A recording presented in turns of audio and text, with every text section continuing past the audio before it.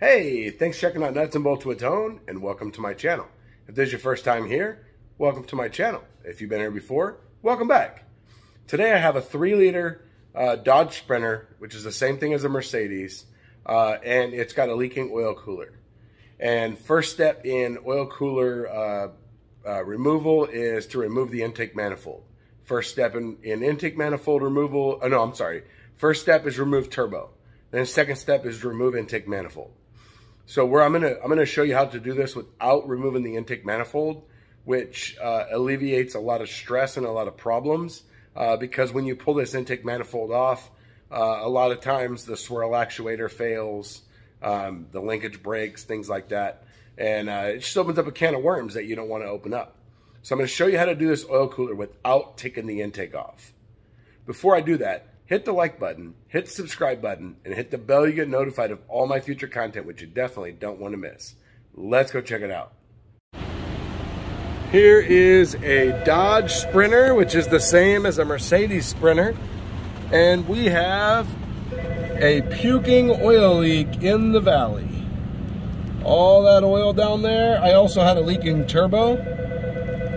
So in this video, I am going to show you how to replace your oil cooler without removing your intake manifolds. So your intake manifolds are a 2-piece manifold. Each side has its own manifold. It's connected together with an actuator and also a O-ring that's right over here, under here somewhere. All right, so you have to take them off together, but it's 2 pieces. So step 1 in this process is going to be removing your turbocharger. Now I will put a link in the video. Hopefully I'm going to put it in like right now, like right there, on how to remove a turbo in this Sprinter. I have a video on that. And so once you get your turbo out, the next thing we're going to do is we're going to go ahead and remove the pedestal right here. I think it's 3 bolts. Then we're going to remove the fuel filter, and I will show you how to do that. You need some special pliers. So what I like to do is I like to mark the hose to the hose clamp, so that way it goes back exactly where it was. And I'm going to get out my special clamp, my special pliers, and I will show you how to remove these clamps and reuse them, and that way they won't leak and you don't have to use worm drive clamps. So to remove these hose clamps, your pliers are going to have 2 sides. They're going to have one with an indentation and the other side's going to have a flat side. So what you want to do is, so right here you can see that there is no indentation here. So that means it's on the other side. So what we're going to do, I'm going to try to do this one-handed.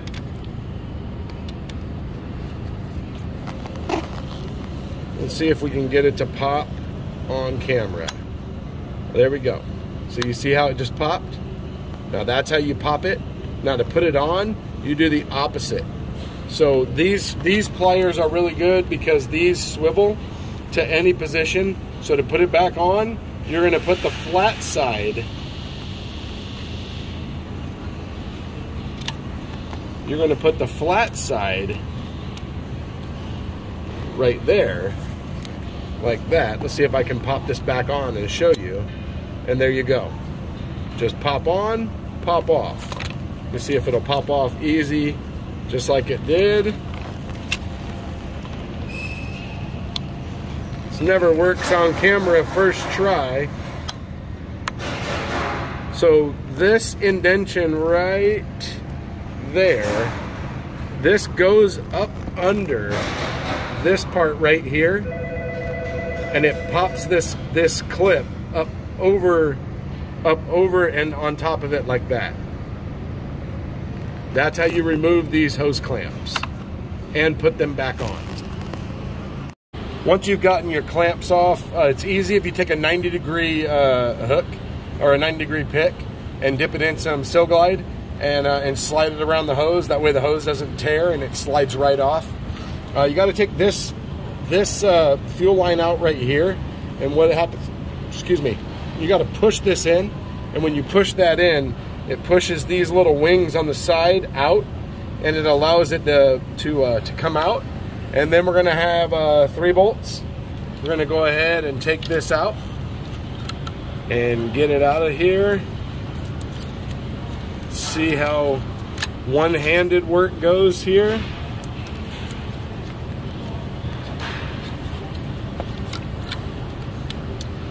And you're gonna take it out like that. And now is a good time to replace your fuel filter. I'll be replacing this one. And now we're gonna go ahead and take out the pedestal as well, like I talked about.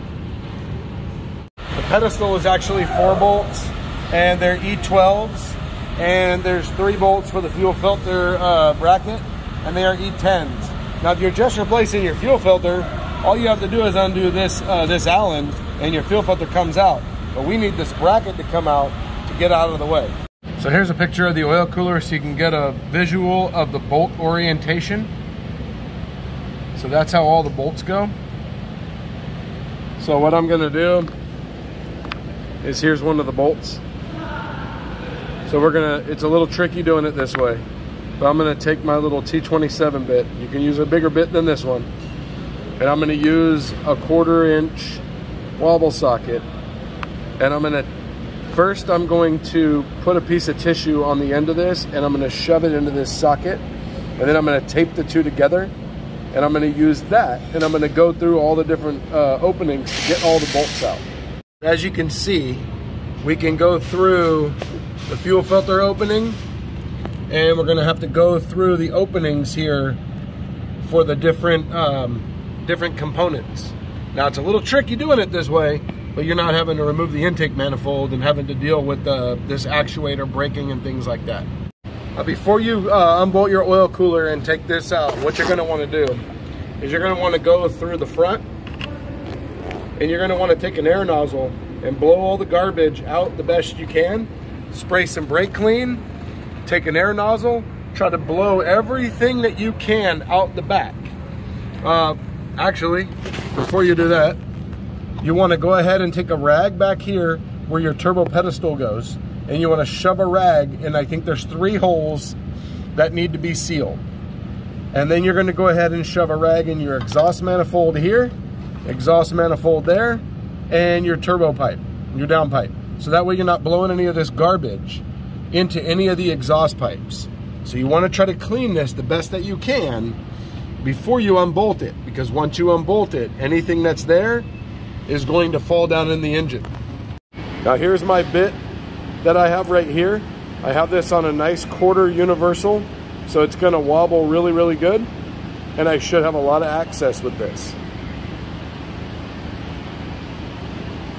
There it is. So there's 10 bolts, and you can get all the bolts through here, through the openings in the glow plug, in the intake, the swirl runner, and down through the fuel filter hole. There's one that's really, really hard. And it's the one, if you're looking at the oil cooler like this, it's not the ones at the end, it's the one that's like right here. So it's like right down here in the front on the passenger side.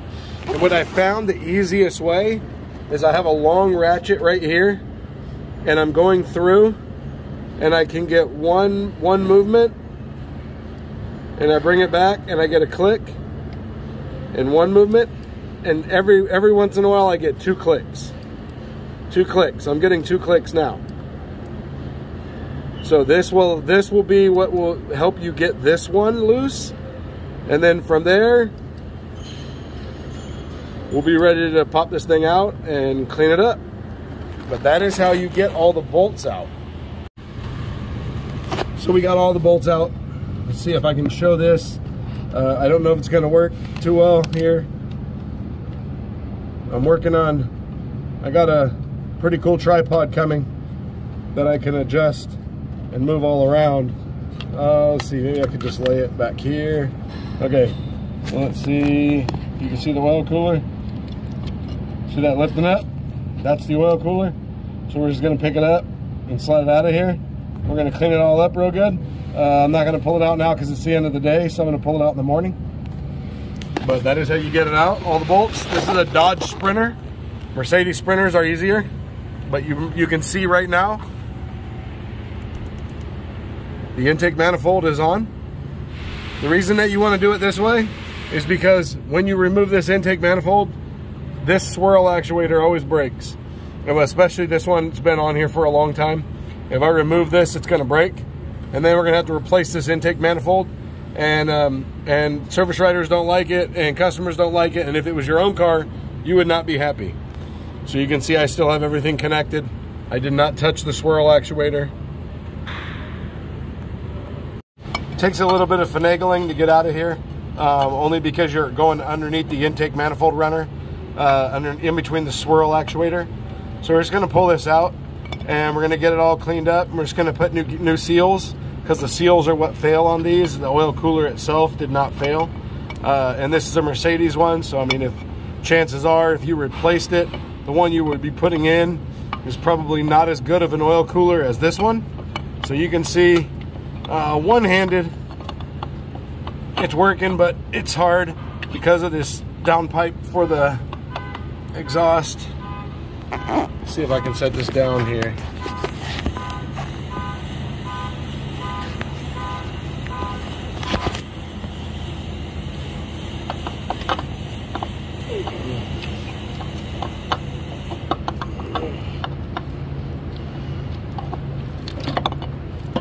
There we go. And we're out. And this has 2 purple seals at each end. So now we just got to get everything cleaned up real good.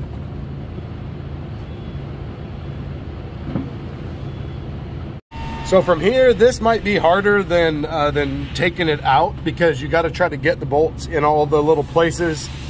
And it's kind of hard because you're using a Torx. If it was an E-Torx, you could use a magnetic socket. So this is going to be real tricky. So just make sure you have all your bolts clean. And what I found is that sometimes you can use a Phillips screwdriver, and you can go at an angle and you can get the sockets, the bolts started, and then you can come in with your socket.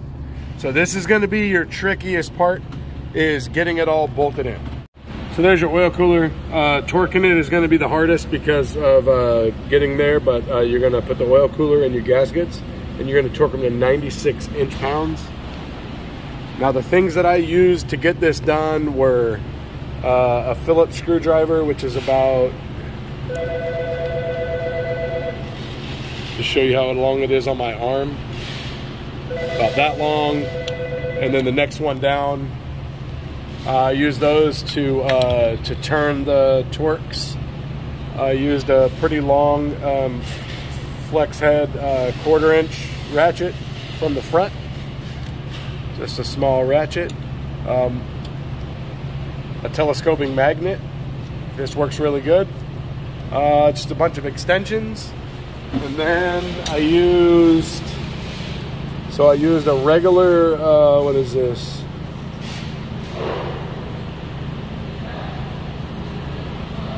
What size is this thing?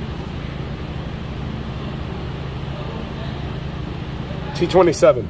So I used a regular T27. I was able to get about 4 of the bolts, just a straight shot with this. And then I made my little universal Torx here with my 1/4 drive universal and a stubby bit. I gotta be careful, it's about to fall out.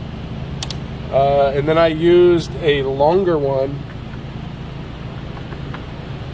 I used a longer, oh, I have it on there right now.